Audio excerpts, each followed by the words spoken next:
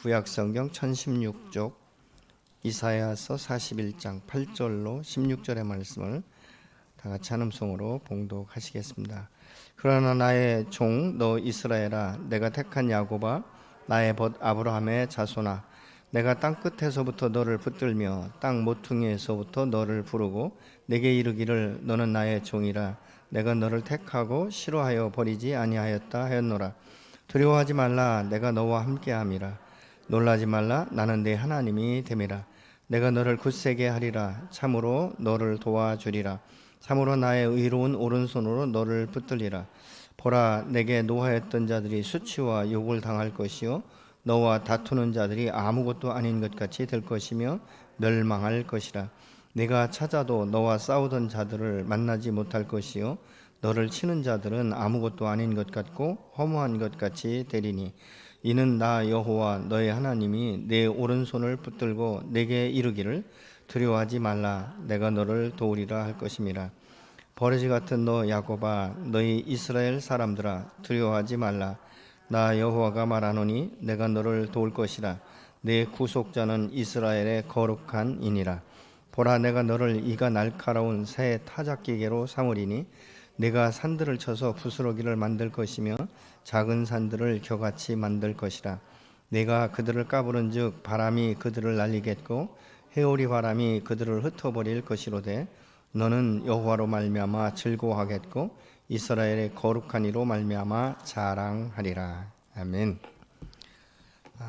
옛말에 자라보고 놀란 가슴, 소뚜껑 보고 놀란다라는 말이 있듯이 사람의 마음 가운데 두려움이 이제 들어와서 자리를 잡게 되면 미래에 대한 소망이 보이지 않습니다. 그래서 이 두려움으로 인하여서 염려와 근심과 걱정이 떠나지 않고 한숨이 떠나지 않는 이런 그 모습을 우리가 볼 수 있게 되는 것이죠.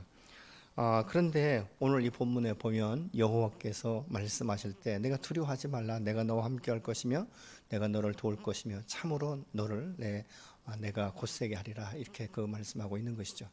사람은요, 자기 자신을 어떻게 보고 어떻게 평가하는가에 따라서 이 행동이 옮겨지는 것들을 우리가 보게 되는 것이죠.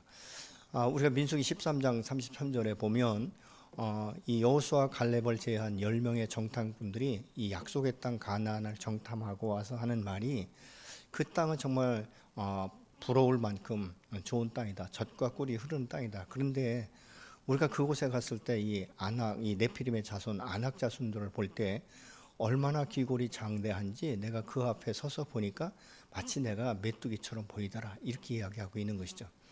여러분, 그런데 하나님께서는 오늘 본문을 통해서 말씀하시기를 너는 버러지 같다 할지라도 내가 너를 이스라엘로 세울 것이다 라고 말씀하고 있지 않습니까? 우리가 사실은 예수 그리스도를 만나기 전에 이 세상에 살아갈 때는 세상은 어떤 능력 위주라든가 그 사람의 어떤 물질이라든가 이 외적인 것을 보고 평가하기 때문에 참 내가 어떻게 저 사람들과 비교할 수 있을까, 이런 생각을 가질 수 있어요. 그렇지만 여호와 안에서는 우리가 새로운 피조물로서 하나님께서 나에게 주신 이 사명을 이룰 수 있도록 하나님께서 나를 힘주시고 인도하시고 역사하시고, 때로는 나의 삶 가운데 이 문제가 산처럼 보인다 할지라도 이것을 깎아버리는 이런 역사가 일어나게 된다라고 분명히 말씀하고 있는 것이죠. 결과적으로 뭐냐, 내가 하나님과의 관계가 어떠냐. 그래서 사실 내가 하나님과의 관계가 묘연했다면 이 관계의 회복을 통해서 하나님이 나와 함께 하신다는 확신과 함께 승리하는 삶을 살아갈 수 있도록 하나님께서 오늘 또 저와 여러분을 붙들어 주시고 일으켜 세우시는 줄로 믿으시기 바랍니다. 여러분, 인간관계에서도 이 관계에 단절이 온다든가 관계에 어려움이 오면 벌써 굉장히 위축되어 버리고 또 다른 사람과의 관계할 때도 신뢰하는 것이 굉장히 어렵습니다. 이 사람이라고 내가 믿을 수 있을까? 이 사람은 정말 나에게 도움이 될까? 이 사람은 나를 배신하지 않을까? 이런 생각들이 앞서기 때문에 이 새롭게 관계를 세워나가는 것 이 자체가 어려워지는 이것들을 우리가 보게 되는 것이죠. 사실 사람이 자꾸 이렇게 실패하고 하다 보면 자기 자신조차도 믿지 못하기 때문에 스스로 굉장히 위축되면서 나는 아무것도 할 수 없는 존재다라고 치부하게 되기 때문에 도전을 하지 못해요. 그리고 어떤 사업을 한다든가 어떤 문제를 할 때 내가 과연 이것에 성공할 수 있을까라는 이 의문점 때문에 일을 벌리지도 못하는 이런 이 위축된 삶을 살아가게 되는 것을 우리가 보죠. 사실 우리가 하나님 안에서 거듭났다면 이제 새로운 피조물로 하나님이 내 편이 되시고 그 사신 여호와 전능하신 여호와 천지를 창조하신 이 하나님께서 나의 아버지가 되시고 늘 내 편이 되신다는 이 확신이 있으면 사실은 우리는 이전의 이 내 삶의 이 모습, 내가 생각하고 계획하고 이런 이 모든 것들이 아니라 새롭게 우리가 도전적인 삶을 살아갈 수 있게 되는 줄로 믿으시기 바랍니다. 근데 사실 이것이 이 관계에 대해서 이 확신이 없고 신뢰가 되지 않으면요, 우리는 하나님 앞에 나의 인생의 모든 것들을 맡길 수가 없어요. 그래서 이 신뢰가 되지 않으면 결국은 무엇입니까? 불신으로 다가가게 되기 때문에 이 하나님과의 관계가 어떤가, 이것이 굉장히 중요해요.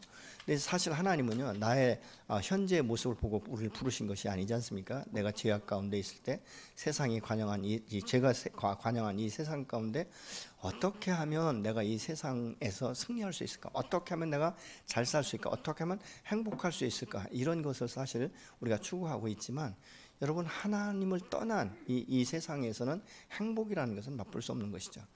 여러분, 우리가 집을 조금씩 넓혀간다고 일시적으로 행복할 수 있지만 그것이 지속적으로 행복하지는 못하는 것 아니겠습니까? 그렇기 때문에 이 세상의 것들은요, 만족할 수가 없어요. 그러니까 일시적으로 만족은 하지만 이것이 지속될 수 없다, 그 말입니다. 여러분, 우리의 마음 가운데 행복이라는 것은 무엇입니까? 무엇이 있어서 행복합니까? 그거 아니잖아요. 우리의 마음이 편안한 것, 우리의 마음이 기쁨이 있는 것, 우리가 날마다 하나님 앞에 감사할 수 있는 것, 이것이 참된 행복 아니겠습니까? 여러분, 아무리 많은 돈이 있다 할지라도 가정이 화목하지 못하고 화평하지 못하면 무슨 행복이 있겠어요?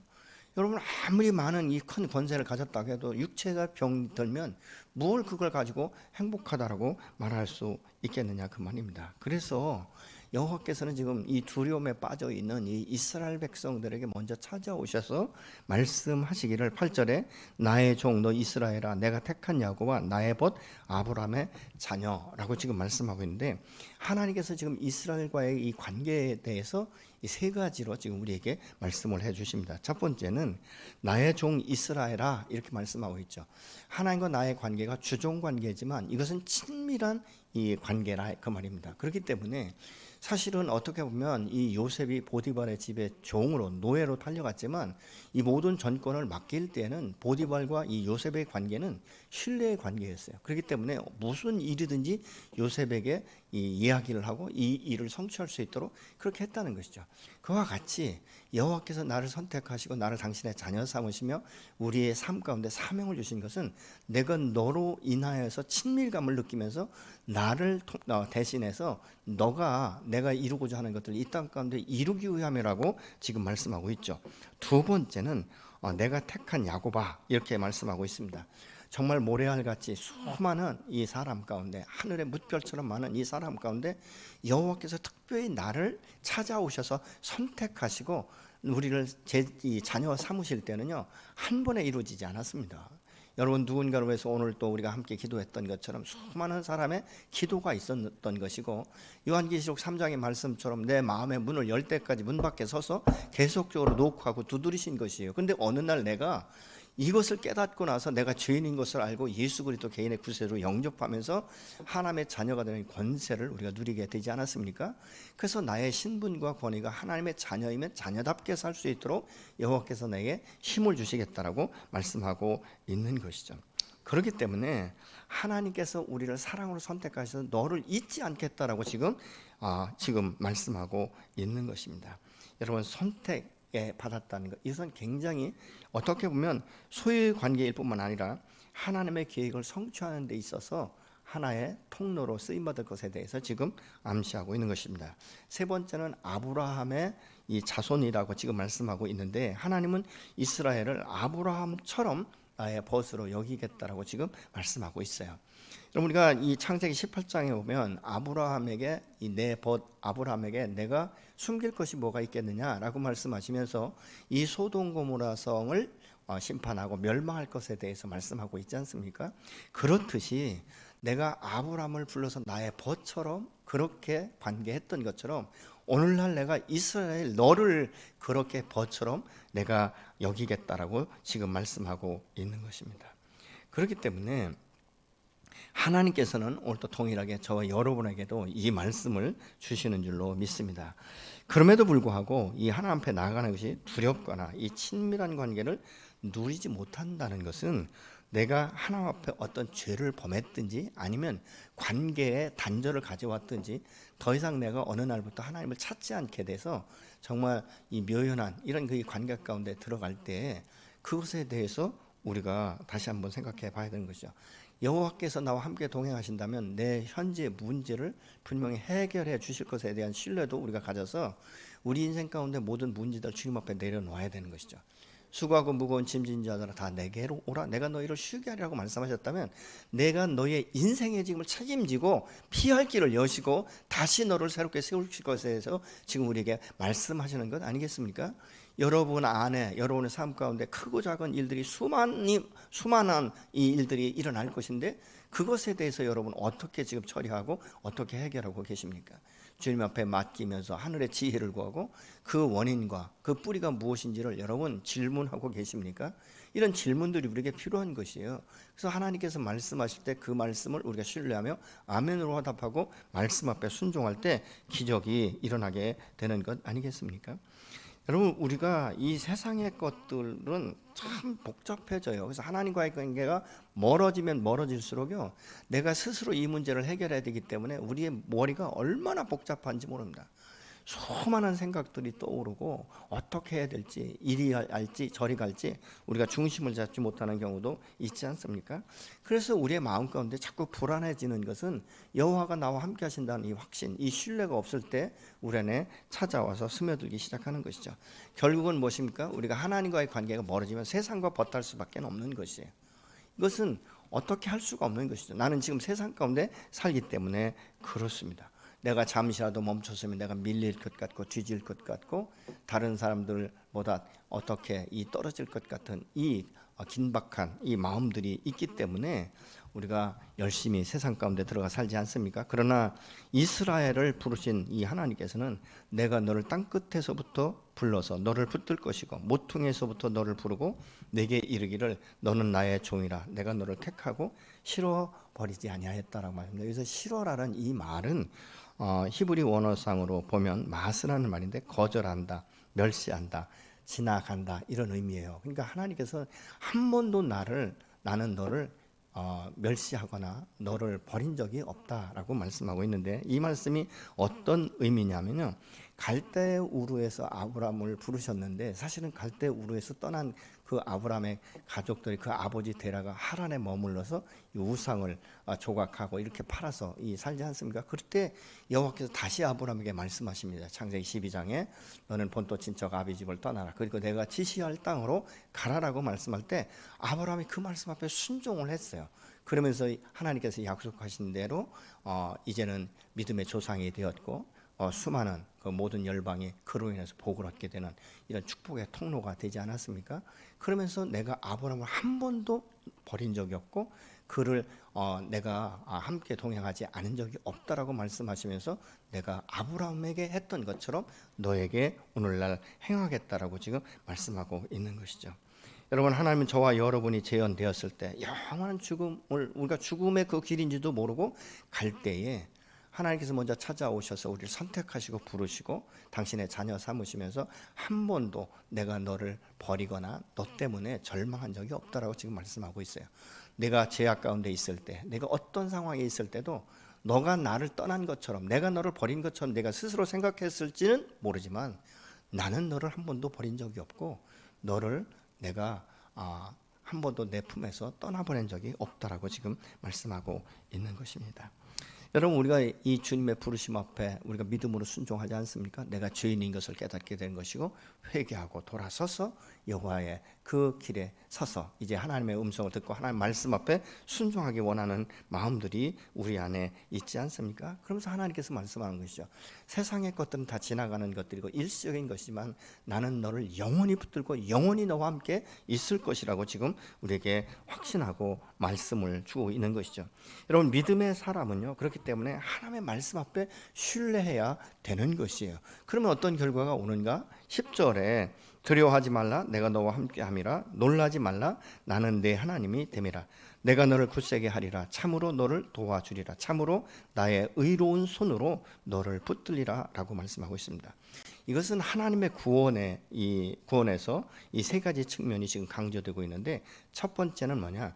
하나님의 종들은 하나님이 함께 하시기 때문에 어떤 문제라든가 타인에 대해서 두려워할 필요가 없다라고 지금 말씀하고 있죠. 두 번째는 어떤 시험이 와도, 어떤 환난이 와도 내가 너와 함께 하면서 내가 너를 도와줄 것이다라고 말씀합니다. 문제는 뭐냐? 그 어떤 시험과 환난과 역경이 현재 오지만 이것은 너의 끝이 아니라는 것이죠. 피할 길을 반드시 여시며 내가 너를 도울 것이고 너를 붙들어 세우리라고 지금 말씀하고 있지 않습니까? 세 번째는 여호와의 손으로 붙들고 계시기 때문에 어떠한 대적도 그 손에서 빼앗을 수가 없다는 것입니다. 어떠한 문제가 있다 할지라도 너가 엎드러지고 쓰러지지 않고 다시 일어설 수 있도록 내가 너를 붙들어 세우겠다라고 지금 말씀하고 있는 것이죠. 여러분, 우리의 삶 가운데 하나님이 나의 하나님이시며 나와 함께 하시고 나를 굳세게 하시고 도우시기 때문에 나는 그의 오른손에 붙들려 있기 때문에 이런 확신만 있다면요, 우리가 세상이 뭐라고 해도 두려워할 필요가 없는 것이죠. 근심과 염려의 늪에 빠질 필요가 없다 그 말입니다. 설사 때로는 내가 불치병에 임한다 할지라도, 내가 사업에 실패한다 할지라도 내가 두려워하지 않을 것은 그때나 지금이나 동일하게 나를 붙들고 계시고, 그래서 성경에서 말씀한다는 내가 사나 죽으나 주의 것이다 라는 이 믿음만 우리 안에 있으면 내가 살아도 주님과 함께 동행할 것이고 죽어도 하나님 나라에서 영원히 동행할 것이라는 확신을 가지고 있기 때문에 우리가 그렇게 두려워할 필요가 없다는 것이죠. 여러분, 우리가 육체의 질병이면 두려움에 빠지게 되면 뭐가 안 되는지 아십니까? 우리의 면역력이 자꾸 낮아지는 거예요. 이것을 이길 수 있는 이 세포들이 활력 있게 움직여야 되는데 이게 움직이지를 못하는 거예요. 이 두려움 때문에, 소망을 자꾸 잃어가기 때문에, 내 마음 가운데 낙심하기 때문에, 자꾸 좌절이 오기 때문에 그런 것이에요. 제가 장기 금식하다가 정말 보호식하면서 죽을 뻔했거든요. 3일간 단식을 하면서 하나님 앞에 제가 기도할 때 여호와께서 저에게 주신 말씀이 있어요. 내가 너의 생명은 취하지 않겠다. 그 말씀 한 말씀이 얼마나 힘이 되고 얼마나 소망이 됐는지요. 그리고 나서 그 말씀 앞에 내가 확신을 가지고 아멘으로 화답했을 때 그 문제들이 점점 풀어지는 것들을 저는 경험한 적이 있습니다. 여러분, 우리의 삶 가운데 바로 어떤 문제에 직면하고 어떤 사업이 실패가 오면 내가 망했다라고 우리가 말하기 쉬운데 아니에요. 사업에 실패했을 때 우리가 낙심하고 좌절할 것이 아니라 하나님 앞에 나가 기도하는 것이죠. 그래서 하나님으로부터 지혜를 구하고 내가 사업에 실패한 원인이 무엇인지, 그 뿌리가 무엇인지를 보게 하신다면 여러분 오히려 다시 한번 일어설 때는 그런 과오를 범치 않을 수 있는 기회가 되기 때문에 오히려 다시 한번 전화위복의 기회를 가질 수 있는 길이 열리게 되는 줄로 믿으시기 바랍니다. 여러분, 하나님이 나를 위해서 독생자를 주실 만큼 나를 사랑하셨다면 누구도 그 하나님의 사랑에서 우리를 뺏을 수 없다라고 우리가 말하는 것이죠. 로마서 8장 35절에 보면 누가 우리를 그리스도의 사랑에서 끊으리요? 환난이나 곤고나 박해나 기근이나 적신이랴 위험이나 가리랴. 39절에 보니까 높음이나 깊음이나 다른 어떤 피조물이라도 우리를 우리 주 그리스도 예수 안에 있는 하나님의 사랑에서 끊을 수 없다라고 분명히 말씀하고 있지 않습니까? 물론 우리가 하나님이 함께 하신다고 해서 현재의 문제가 안개가 사라지듯이 막 급속하게 사라지지 않을 수도 있습니다. 그러나 여호와께서 분명히 이 일에 간섭하시고 여호와께서 내 편이시고 나를 도우실 것 같으면 현재 내가 눈으로 볼 수 없고 마음으로 느낄 수는 없지만 하나님이 현재 진행형으로 이 문제에 대해서 개입하셨고 이미 개입하셨고 이 문제를 풀어가신다는 사실을 기억하시기 바랍니다. 제가 먼저 있던 교회에서 이 수석고 목사로서 이 건축을 할 때 사실은 당좌 수표를 제 이름으로 발행을 했어요. 근데 어느 날 이렇게 말하는 거예요. 그 현장 소장이, 목사님 내일 이만큼의 돈이 돌아오게 될 것인데 이것을 막지 못하면 목사님은 가셔야 됩니다. 이렇게 얘기를 하더라고요. 그래서 내가 어딜 가요? 그랬더니 부도가 나니까 경찰서로 간다는 얘기죠.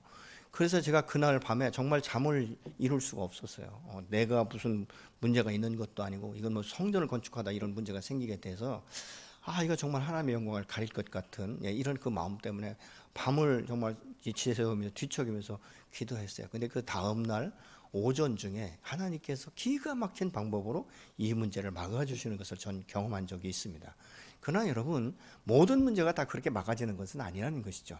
때로는 시간이 필요하다는 것이죠. 그렇지만 이것이 뭐가 다르냐? 여호와께서 나를 도우시고 나와 함께 하신다는 이 확신이 있으면 내 안에 소망이 끊어지질 않아요. 두려움이 없는 거예요. 환난과 이것이 염려나 근심에 빠지지 않는 것이에요. 그래서 우리가 내 마음 가운데 이 사방으로 우겨쌈을 당하지만 천군 천사로 나를 진쳐주시고 여호와께서 나를 붙들고 계시기 때문에 내 안에서 결과적으로는 어떤 불신앙의 목소리가 나가지 않는다는 것이죠. 나는 망했다, 죽었다, 뭐 하나님이 돕지 않는다, 이런 이야기들을 하지 않는다는 것이죠. 그럼에도 불구하고 내 하나님은 살아계시며, 그럼에도 불구하고 전능하시며, 그분은 이미 개입하셨기 때문에 이 문제를 개입해 풀어주실 것이라는 이 확신을 우리가 갖게 되는 줄로 믿습니다. 그럼 결국은 뭐냐? 고난과 환난을 이길 수 있는 이 힘, 이 능력이 내게 임하기 때문에 우리가 소망을 멈추지 않을 수 있게 되는 것입니다. 여러분, 그럼에도 불구하고 마음 가운데 두려움이 오고 겁나는 것은 내 마음에서 믿음을 선택하지 않고 두려움을 선택하고 문제를 선택한 결과로 오는 것이다, 그 말입니다. 여러분, 하나님께서는 우리가 너를 도와준다라고 분명히 말씀하고 있지 않습니까? 내가 너를 강하게 하고 나의 승리의 이 팔로 너를 붙들어 주리라고 지금 말씀하고 있죠. 여러분, 하나님의 능력과 이 사랑 때문에 이 과거, 현재, 이 미래가 하나님의 자녀에게 용기를 줄 수 있는 것입니다. 그렇기 때문에 여러분, 하나님의 약속은 오늘도 변함없이 진행되어 가고 있는 줄로 믿으시기 바랍니다.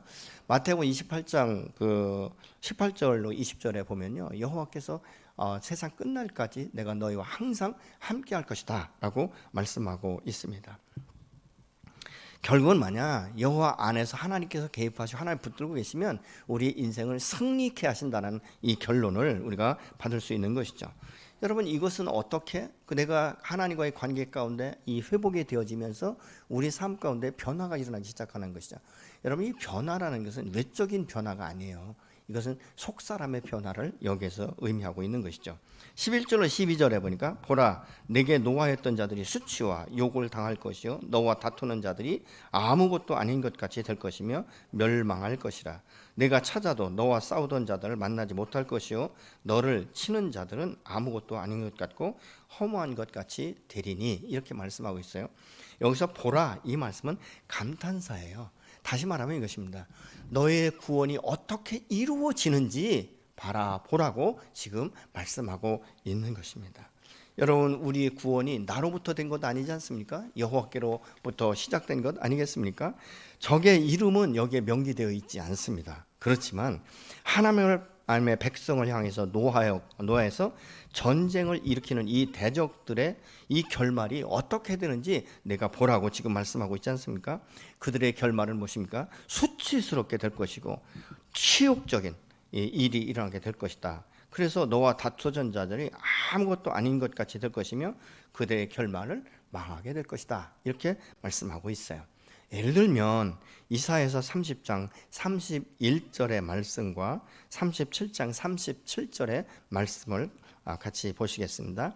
여호와의 목소리에 앗수르가 낙담할 것이며 주께서 막대기로 치실 것이라. 여호와의 사자가 나가서 앗수르 진중에서 18만 5천인을 쳤으므로 아침에 일찍 일어나 본즉 시체뿐이라. 여러분, 이 앗수르의 사네립 왕이 18만 대군을 이끌고 지금 이스라엘을 침공하려고 온 거예요. 여러분, 말이 그렇지 이 대군을 끌고 왔을 때 이스라엘 백성들이 얼마나 두려워했겠습니까? 이젠 우리는 망했다, 이런 어떤 이 좌절, 이런 어떤 인생을 포기하고 싶은 이런 생각 가운데 있는데 여호와의 손이 밤새 그들을 친 거예요. 18만 5천 명이 죽어서 아침에 눈을 뜨고 보니까 그 대군이 다 시체로 변화되었다는 것이죠. 그래서 지금 이 아수르의 이 사네립 왕이 느헤미야로 피신을 갔다가 결국은 다른 사람에 의해서 칼로 찔려 죽임을 당하는 이 모습을 이사야를 통해서 볼 수 있게 되는 것입니다. 이 하나님께서 오늘 하나님의 백성들 안에 있는 이 두려움의 근원을 해결시켜 주신다라고 말씀하고 있죠. 13절에 나는 이는 나 여호와 너의 하나님 내 오른손을 붙들고 내게 이르기를 두려워하지 말라. 내가 너를 도우리라 할 것입니다. 여호와께서 나의 오른손을 붙들어 이 강하게 하신다는 이 말은 우리에게 큰 희망의 메시지가 되는 것이죠.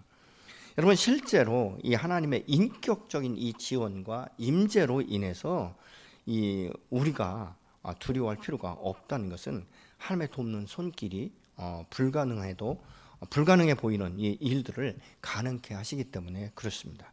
14절에 보니까 버러지 같은 너 야곱아, 너희 이스라엘 사람들과 두려워하지 말라. 나 여호와가 말하노니 내가 너를 도울 것이라. 내 구속자는 이스라엘 거룩한 자이니라 라고 말씀하고 있습니다.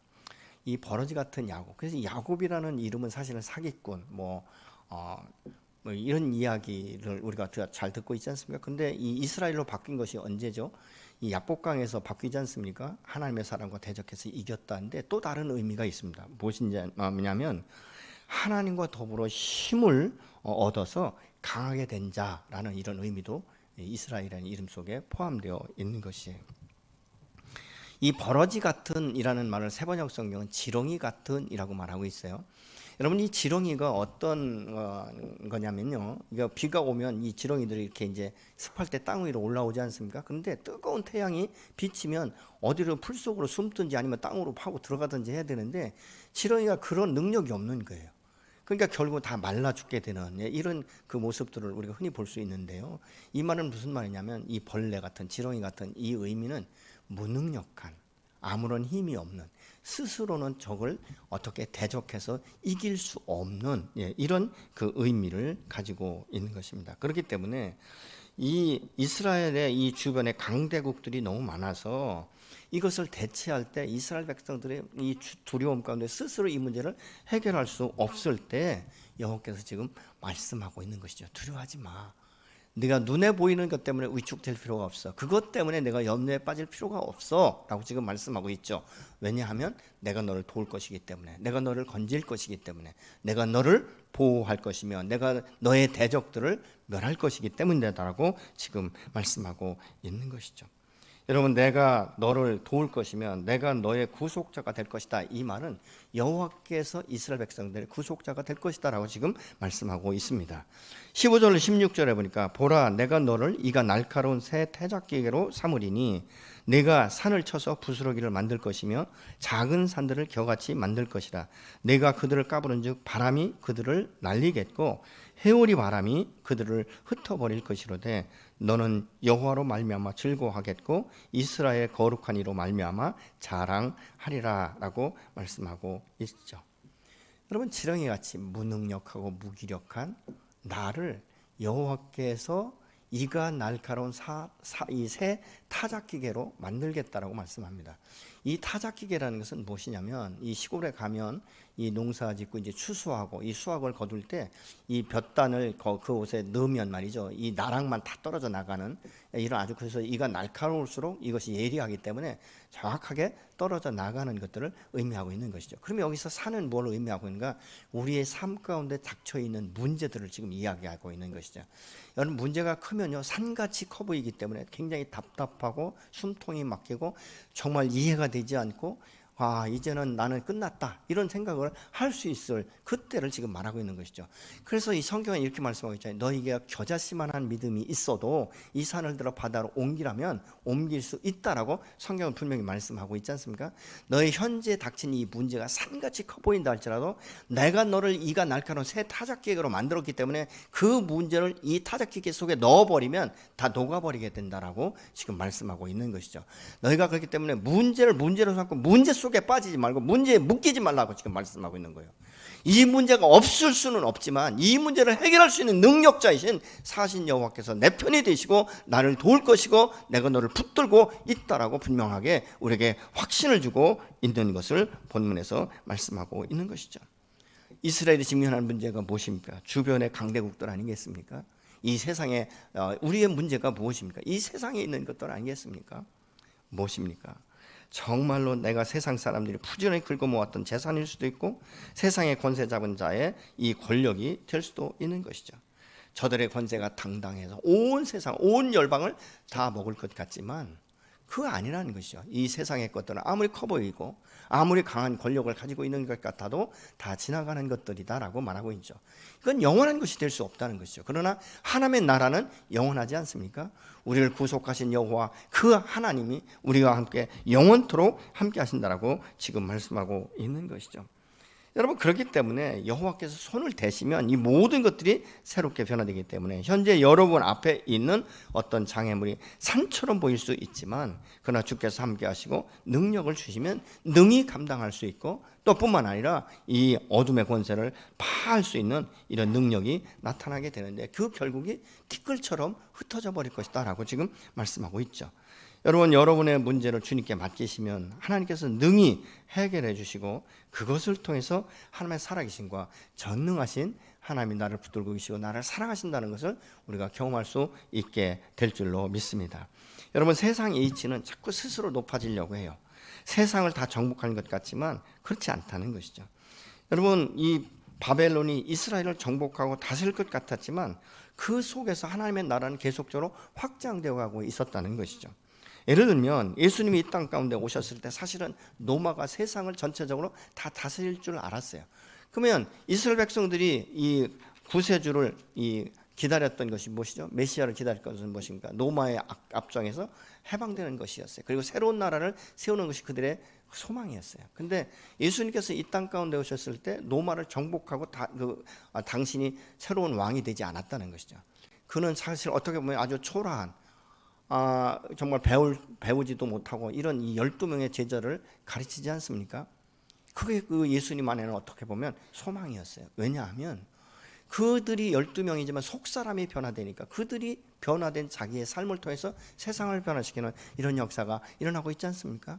작은 인원으로 출발했지만 그들의 변화를 통해 생명의 복음이 흘러가기 시작하니까 오늘날 5대양 6대주를 다 덮어버리는 이런 역사, 산이 물이 바다가 산을 덮는 것처럼 이런 역사가 오늘날 일어나고 있지 않습니까? 여러분, 지금 여러분은 어떻게 변화되기를 원하십니까? 무엇이 변화되기를 원하십니까? 세상의 변화, 환경의 변화, 자녀의 변화를 원하십니까? 그렇다면 우리 자신이 먼저 변화되어야 될 줄로 믿습니다. 내 자신이 먼저 변화되면 이 변화된 나의 이 모습, 나의 삶이 흘러가게 되어 있는 거예요. 영향력을 주게 되어 있다 그 말입니다. 우리가 세상을 바라보면 너무 답답한 것이죠. 저 사람 없어지고 저 사람 없어지면 좋을 것 같지만 여러분, 그 사람이 없어진다고 세상이 변화되는 건 아니에요.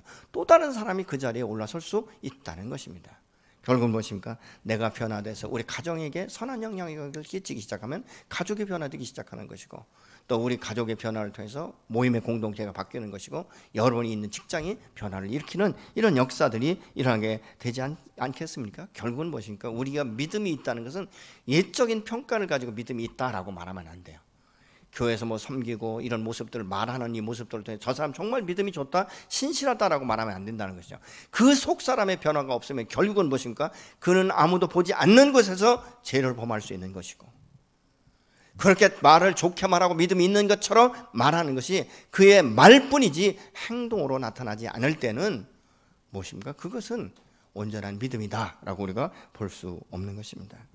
결국 우리의 속사람이 변화되지 않으면 말씀 앞에 순종할 수가 없는 거예요.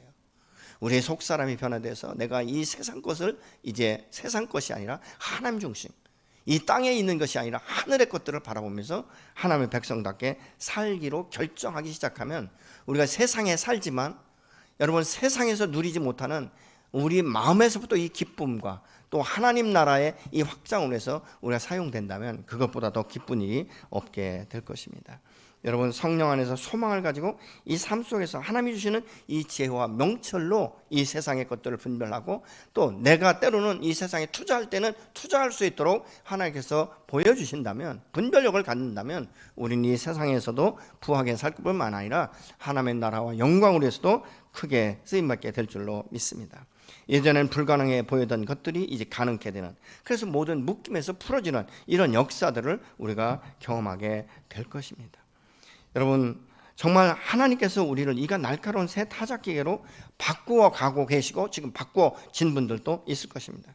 여러분, 내가 하나님 안에서 살지만 믿음 안에 산다라고 말하고 있지만 내가 무엇을 선택하는가는 결과가 같이 따라오게 되는 것이죠. 여러분, 사람이 우리가 불행을 선택하면 그 사람은 늘 불행한 일만 닥치는 거예요. 만족이 없어요. 행복이 없다 그 말입니다. 의심을 선택하기 시작하면요, 모든 것이 부정적으로 보이고 모든 사람에 대해서, 모든 관계에 대해서 신뢰하기가 너무 어렵습니다. 결국 무엇인가? 해로운 자가 될 수가 있다는 것이죠. 두려움을 선택하면요, 우리가 두려움 속에 갇히는 거예요. 늘 불안해하고 미래에 대한 소망을 잃어버리게 되는 것이죠. 그런데 믿음을 선택하면 무엇인가? 믿음의 역사가 그 안에서 일어나기 시작하는 것입니다. 우리가 더 이상 벌레같이 무력하고 무능력한 것이 아니라 이가 날카로운 새 타작기계로 여호와께서 바꾸어 주셨기 때문에 우리는 환경에 묶이지 아니하고 스스로 돌출구를 찾으려고 하는 것보다는 나의 도움이시며 나의 산성인 주님 앞에 나가서 기도하는 것이죠. 구할 때 하나님께서 우리에게 지혜를 주시고 어떻게 해야 될지를 가르치시고 일으켜 세우시는 줄로 믿습니다. 하나님은 오늘 또 이 무능한 자에게 능력을 주시고 하나님 나라를 확장하게 하시고 염려나 이 두려움이 아니라 기쁨과 감격된 삶을 살 수 있도록 우리를 붙들어 가시고 인도하시는 줄로 믿으시기 바랍니다. 여러분, 우리가 믿음 안에 있어도 참 이 선택이라는 것이 얼마나 중요한지. 여러분 어떻습니까? 오늘 또 혹시라도 두려움 가운데 갇히지 않았습니까? 염려와 근심이 끝없이 여러분의 마음속에 물밀듯이 밀려오고 있지는 않습니까? 이럴 때 우리가 어떻게 할 것인가? 여러분 무엇을 선택하실 것인가? 환경을 선택할 것인지 여호와를 선택할 것인지, 그건 여러분에게 달려있는 거예요. 그럼 무엇입니까? 내가 선택한 것에 대해서 결과. 여러분 땅은 거짓말하지 않아요. 그렇지 않습니까? 해바라기 씨를 심으면 해바라기가 나게 되어 있는 거예요. 오이를 심으면 오이가 나는 것이죠. 오이를 심었는데 수박이 나왔다? 이건 있을 수 없는 일 아니겠습니까? 근데 세상의 것들은요, 너무 정말 오이를 심으면 고추가 나올 수도 있는 것이 세상이에요. 얼마나 거짓이 만연하고 얼마나 가증한 일들이 많고 앞에서와 뒤에서 다른 일들이 너무나 많고, 그래서 겉사람과 속사람의 다른 것들이 이 세상 가운데 얼마나 많은지 모릅니다. 내가 그렇게 믿었던 사람이 어느 날 배신해버리고 내가 그렇게 사랑한다라고 말했던 사람이 어느 날 떠나버리는 이런 역사들이 이 세상 가운데 비일비재하게 일어날 수 있는 거예요. 그러나 하나님 안에서 나를 택하시고 나를 부르신 그 하나님 안에서는 변절이 없습니다. 내가 비록 변한다 할지라도 여호와는 동일하게 한 번도 나를 실어버리지 아니하시고 나를 붙들고 계시며 언젠가는 돌아올 것에 대한 기대를 가지고 계시고, 때로는 험한 길을 갈 때 막아서기도 하시고 때로는 징계도 하시고 결국은 돌아서게 하시는 분이 사신 여호와시며 나의 아버지가 되시는 줄로 믿습니다. 이 하나님의 사랑, 하나님의 은혜 안에서 여러분 스스로를 자꾸 미약하다라고 하지 마세요. 나는 아무것도 할 수 없다. 이게 미덕이 아니에요. 그렇지 않습니까? 아니 여호와가 나에게 지혜를 주시고 여호와가 내 편이 되시고 내게 힘을 주시고 나에게 능력자라고 말씀하시는데도 불구하고 내가 그거에 대해서 신뢰가 일어나지 않으니까 항상 불신하고 맨날 도리도리나 하고, 언제까지 우리가 그렇게 살 수 있을 것 같습니까? 하루를 살다가 내가 하나님께서 내게 주시는 은혜와 축복을 누릴 수 있어야 되지 않겠습니까? 하나님의 언약의 말씀을 오늘 또 풀어가는 자가 되어야 되지 않겠습니까? 여러분의 이 부모들의 이 세대가 믿음을 어떻게 자녀들에게 나눠주는가, 유산으로 물려줄 수 있는가, 여러분의 몫이에요. 제가 어저께 우리 그 청소년 목장 이 사역자가 이제 뭐 줌으로 하니까 혼자 그것을 하고 있길래 제가 뭐라고 했어요. 왜 혼자 하냐? 같이 하지. 예. 근데 이런 이야기를 하더라고요. 목사님, 아이들이 학원을 끊지 못하는가 봐요. 줌으로 들어왔다 중간에 나가는 아이들이 있고 아예 줌으로 들어오지 않는 아이들이 있어요 라고 말할 때 제 가슴이 너무 아픈 거예요. 그거 매일 하는 것도 아니고 그거 불과 한 2-3시간, 학원을 빠져도 한 이틀 정도 밖에 빠지지 않는데 그거 하다 학원 가야 될 시간이 됐다고 나가고, 야, 저럴 때 저 아이들의 마음 가운데 어떤 믿음이 들어갈까, 이런 생각을 해보니까 너무 아픈 거예요. 여러분, 앞으로 세대는 더 악한 세대가 될 것이에요. 믿음을 지키기가 더 힘들 것이에요. 그렇기 때문에 여러분들이 자녀들을 위해서 정말 지금 기도하지 않으면 우리의 자녀들이 믿음의 유업을 물려받을 수 있다는 확신을 가질 수가 없어요. 그렇기 때문에 여러분 정말 깨어서 기도하셔야 됩니다. 우리 아이들이 세상의 것보다 하나님을 더 중요시하고 믿음을 지키며 예배자로 회복되어져서 설 수 있도록 우리가 기도해야 되지 않겠습니까?